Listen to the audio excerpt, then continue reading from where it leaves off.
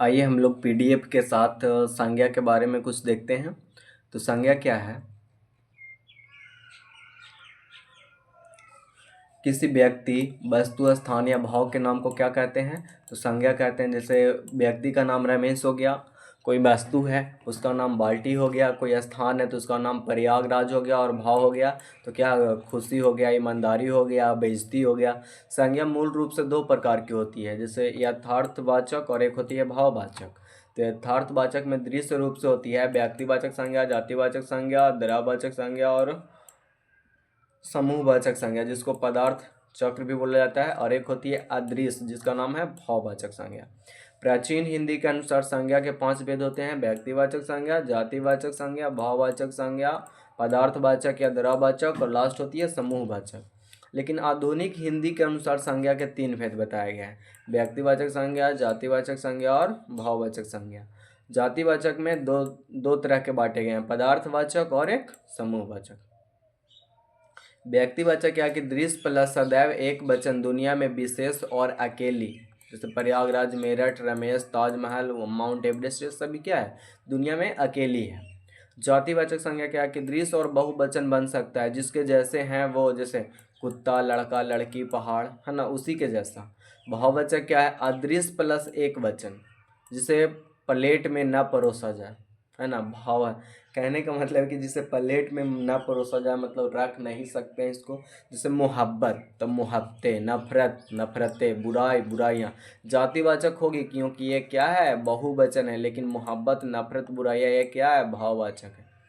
व्यक्तिवाचक संज्ञा क्या है कि जो किसी विशेष व्यक्ति, वस्तु, स्थान का नाम बताती है, जैसे ताजमहल, यमुना, गंगा, दिल्ली का लाल किला, है ना, ये सभी। Hyderabad, Gautam Buddh Nagar, Pavan, Uttar Pradesh, Mount Everest, ISRO, America, Buddh International Circuit, Sachin और रमेश, जनवरी, चैत्र, पृथ्वी, चंद्रमा, भारत, ये सभी क्या है, जितना चीज़ भी बताया गया ये सभी व्यक्तिवाचक है। जातिवाचक हम लोग देखेंगे तो दृश्य प्लस बहुवचन, जिसके जैसे और, है ना, दृश्य है, बहुवचन होगा और उसी के जैसे और होगा, तो वह संज्ञा जो किसी जाति या आजाति का बोध कराता है। जैसे देखिएगा, नदी, जानवर, अध्यापक, मंत्री, वकील, आम, चावल, सेब के लेखक, लैपटॉप, मोबाइल, डायरी, पेन, लड़का, काली गाय, है ना। प्राकृतिक आपदा को जातिवाचक में रखा जाएगा, जैसे भूकंप, ज्वालामुखी, ठीक है। इसका देखेंगे भाववाचक तीसरा, वह संज्ञा जो भाव, गुण, दोष, अवस्था आदि को दर्शाती है, जैसे अदृश्य प्लस एक वचन, जैसे प्लेट में हम नहीं रख सकते हैं, भाव हम दिखा सकते हैं, जैसे खुशी, दुख, उदासी, प्रेम, क्रोध, है ना, घृणा, ईमानदारी, परछाई, अच्छाई, प्यास, भूख। अवस्था दोष है, जैसे बेईमानी, बुराई। अवस्था जैसे यौवन, बुढ़ापा, बचपना, जैसे सजावट, बनावट, वीरता, गुस्सा, क्रोध, साहस, गरीबी, जवानी, दूरी, पढ़ाई, मोहब्बत, हिस्सा है। और द्रववाचक संज्ञा क्या है, बेसंज्ञा जो किसी द्रव का बोध कराती है। मिठास में क्या होगा, विशेषण हो गया, मिठाई क्या है, जाती है। खाने पीने के लिए चीज़ें, जैसे तेल, पानी, दूध, घी हो गया। खनिज और धातु, लोहा, सोना, चांदी, जिसकी गिनती ना हो सके। समूहवाचक संज्ञा क्या कि गिनती की जा सके, जो एक से समूह का बोध कराए, व्यक्तियों के समूह, भीड़, संगठन, गिरोह, सभा, परिवार, ढाल, कक्षा, पुलिस, आर्मी, सेना, मतलब वस्तुओं के समूह, जैसे गुच्छा या पुंज हो जाएगा। भाववाचक संज्ञा का निर्माण, तो भाववाचक संज्ञा का निर्माण होती है जो 5 प्रकार से होती है।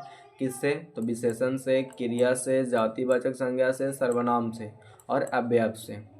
विशेषण से भाव संज्ञा का निर्माण क्या है, कुटिल है तो कुटिलता, सरल है तो सरलता, युवा है तो यौवन, ऊंचा है तो ऊंचाई, लंबा है तो लंबाई, बूढ़ा है तो बुढ़ापा, वीर है तो वीरता, अमीर है तो अमीरी, गरीब है तो गरीबी, बड़ा है तो बड़प्पन, भला है तो भलाई, डरावना है तो डर, शांत है तो शांति, रोगी है तो रोग, ठंडा है तो ठंडक, भूखा है तो भूख, पीला है तो पीलापन, विद्वान है तो विद्या, अस्वस्थ है तो स्वास्थ्य है। जातिवाचक संज्ञा से भाववाचक संज्ञा का निर्माण।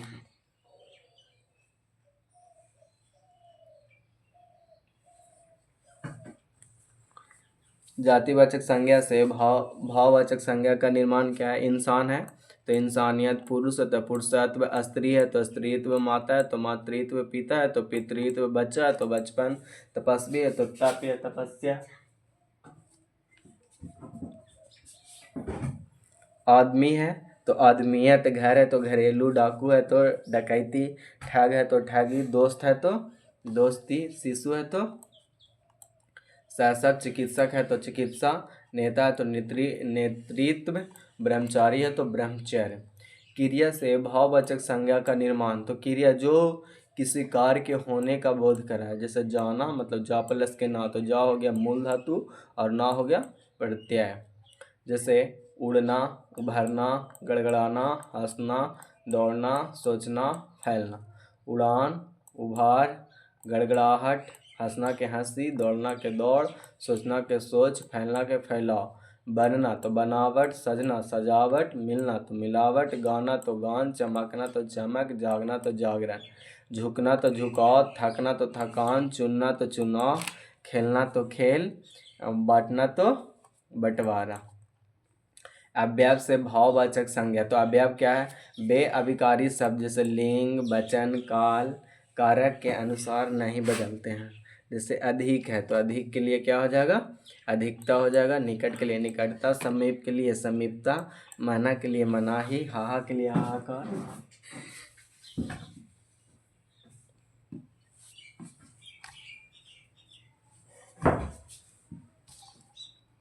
बहुत के लिए बहुतायत। सर्वनाम से भाववाचक संज्ञा का निर्माण, जैसे मैं, तुम, आ से अहंकार,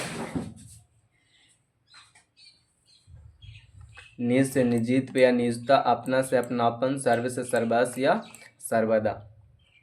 परिभाषा संज्ञा हो गया कंप्लीट। तो मिलते हैं नेक्स्ट वीडियो में।